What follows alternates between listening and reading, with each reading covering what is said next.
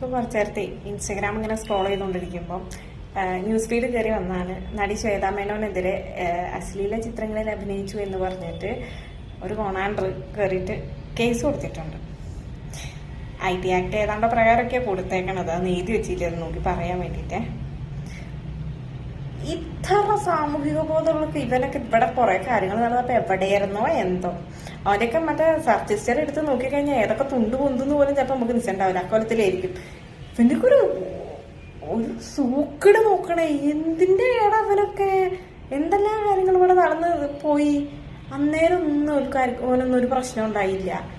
എന്നിട്ട് ഇപ്പോ വന്നേക്കണ് അതും സിനിമയൊക്കെ ഇറങ്ങി എല്ലാരും കണ്ടു കഴിഞ്ഞിട്ട് ഈ ഇവിടെ സെൻസർ ബോർഡിലൊന്നും ഈ നേരം കത്തിച്ചെങ്ങായി അറിഞ്ഞില്ലേക്കൂ. ഓരോ എണ്ണങ്ങൾ കയറിയപ്പോ എന്നോട് ഒരു പണിയില്ല.